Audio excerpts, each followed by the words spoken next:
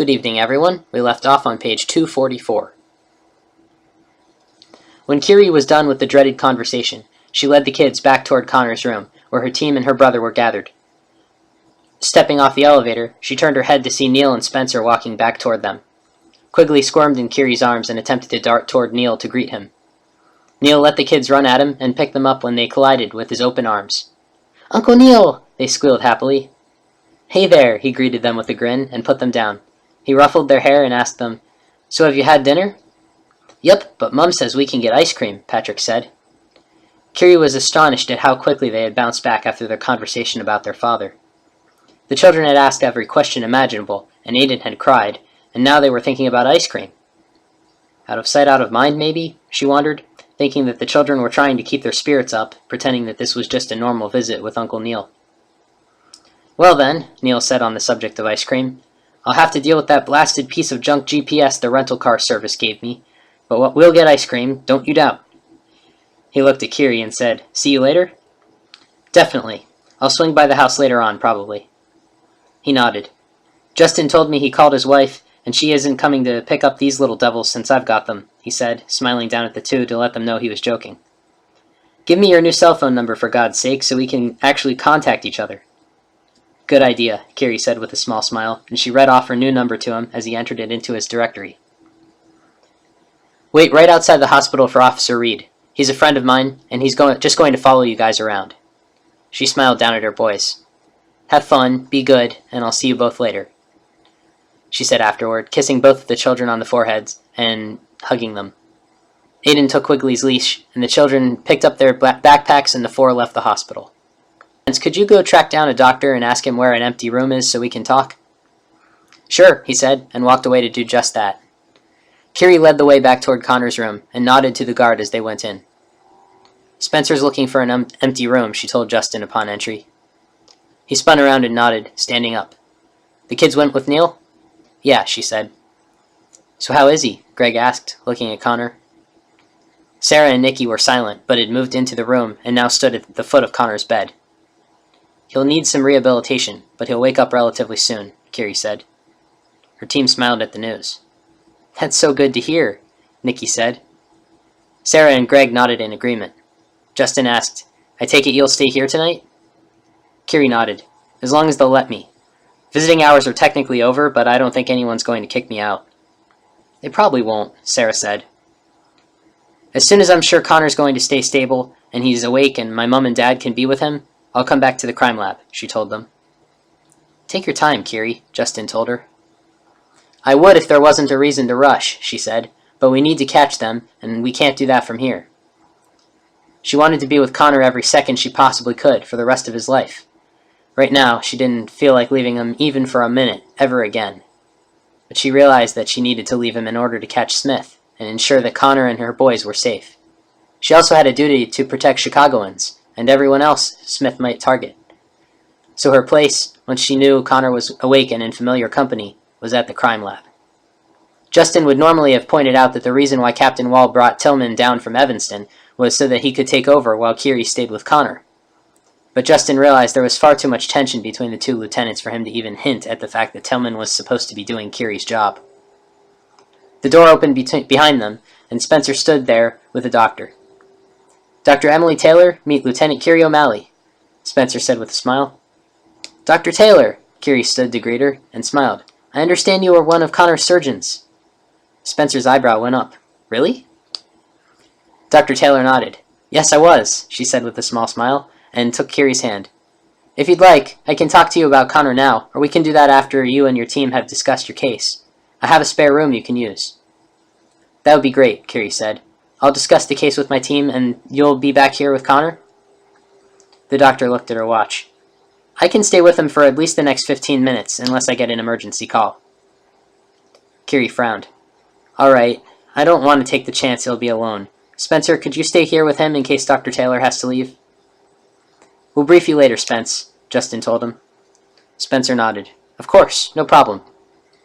It was decided, and Spencer sat near Connor while Dr. Taylor showed them to the room. "Is Connor still in danger, Lieutenant?" Dr. Taylor asked on the way down the hall. "He could be, yes," Kerry answered carefully. I understand that armed guards make patients uncomfortable, but I think that a gunman would make them even more uncomfortable. I understand, Dr. Taylor said. She stopped in front of a door and opened it. This is the room. It locks from the inside. Feel free to close the blinds for privacy. Thank you, Kerry said, smiling slightly. We won't be very long. Dr. Taylor nodded and walked back toward Connor's room. Kerry led her team inside. Once the door was locked and the blinds were drawn, Justin began giving a summary of everything they had found from the crime scene. Taylor Smith, a.k.a. Carbon-14. Sounds like you and she have a bit of a history, Kerry. Kerry nodded ruefully. Unfortunately for all of us. We never were able to catch her, but we know she was responsible for the bombings that went on and off for 10 years in Ireland. And she knows that the only reason why we can accuse her of that is because I was able to disarm her bomb without compromising the evidence.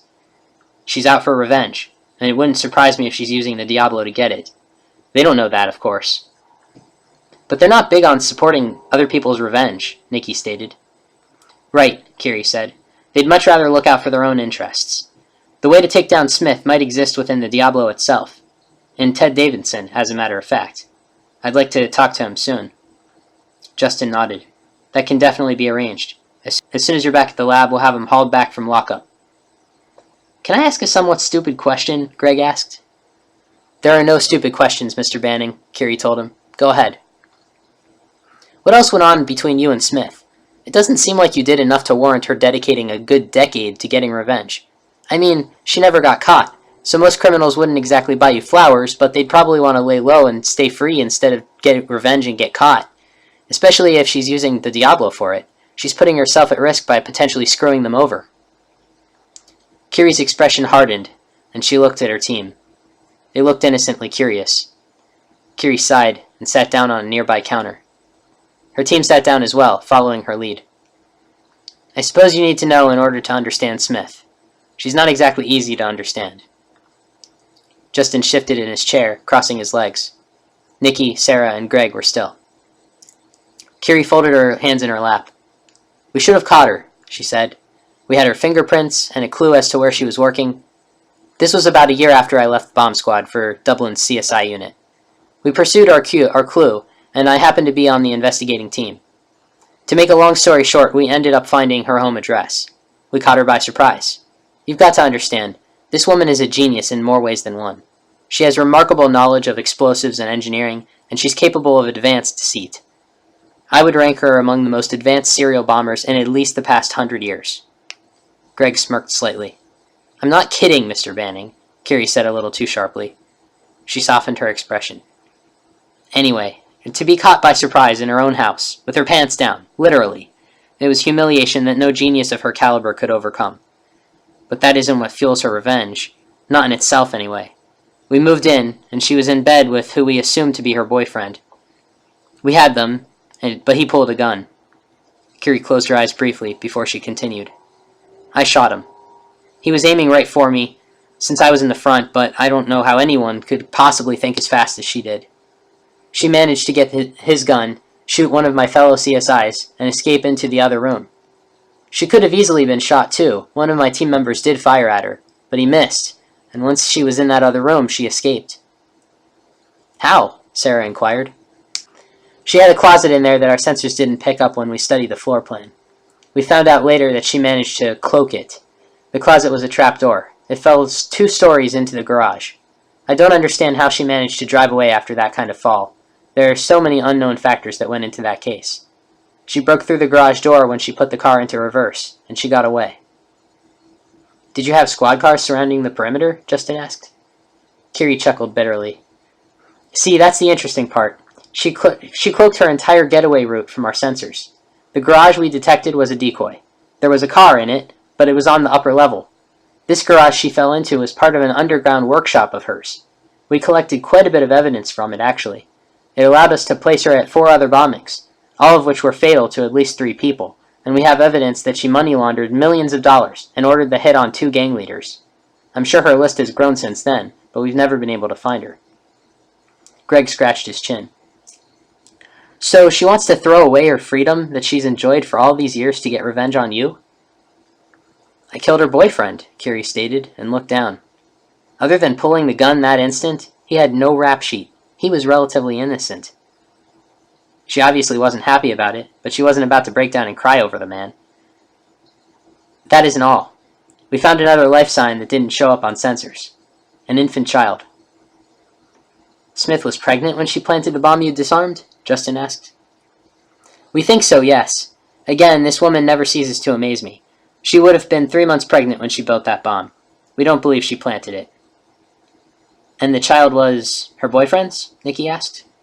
Yes. The boy's been under police protection his entire life. There have been attempts to kidnap him, but none of which we could tie to her.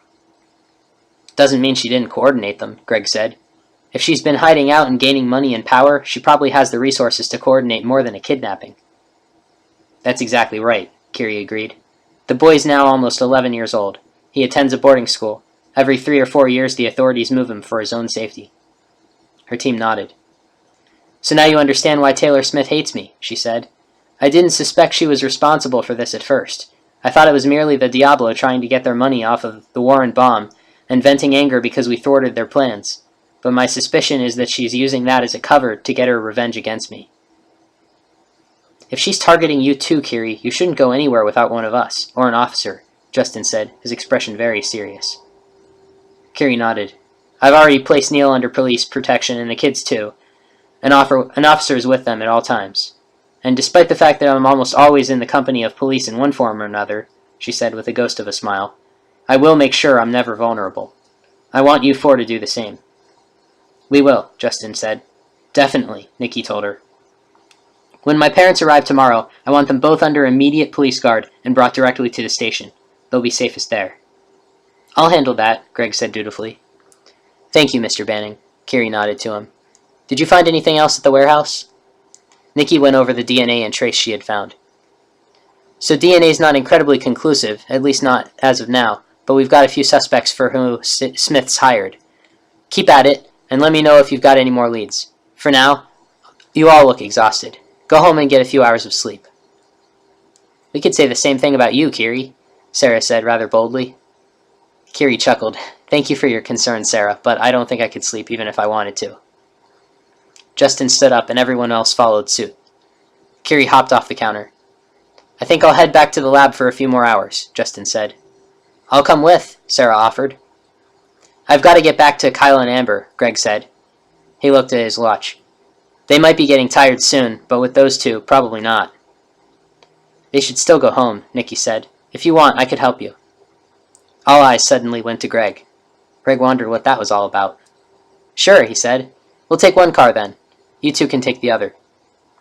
Justin nodded. It's a plan. Tell Hans we're sorry we missed him, he told Kerry. I'll do that. They headed to the door, and Justin said, once Nikki, Sarah, and Greg went ahead, We'll make sure she doesn't get away this time. Kerry nodded, but couldn't think of anything else to say. Did you know the CSI that was shot? Justin asked quietly. Sort of. He was new to the team. So was I. I was a year older than him. I had been there a year longer than he had, too. Justin nodded. It was the same arrangement between Sarah and Greg. Did he live? Kerry shook her head. Smith's nothing if not a good shot, she said bitterly. I'm sorry. Kerry pursed her lips together and nodded. Let's just make sure it doesn't happen again, she said. We will. Don't worry. We're all 100% dedicated to this, Kerry. Thank you, she told him. He smiled and gave her a small slap on the shoulder. I'm going to go catch up with Greg. Call if you need anything. I will. Thanks again. Kerry went back to Connor's room, where she was not surprised to find that Dr. Taylor had gotten an emergency call and had to leave. Spencer said that she would be back soon. The detective left at about the same time Hans arrived. The ME sat with Kerry and Connor for almost 2 hours. Their conversation was minimal, but Kerry did ask some medical questions. And at one point, she asked what DB Tillman wanted to autopsy. No connection, he said almost instantly. It's one of the DBs that got pushed over yesterday.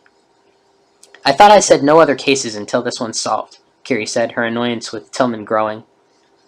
I was told he was in charge, and to do whatever he said. I'm sorry. I haven't stopped working on whatever I can to help you guys solve this, he told her honestly. I know, Han, she told him reassuringly. I've never doubted that you were doing your best.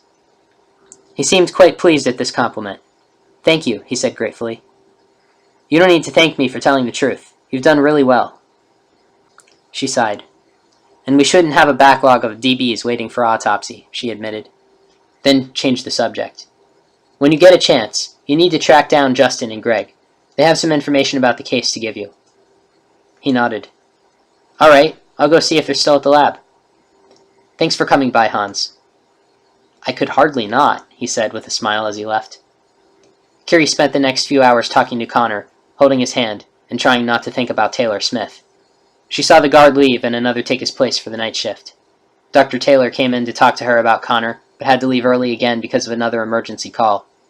At about midnight, Kerry finally fell asleep in the chair beside her husband. We'll read more tomorrow.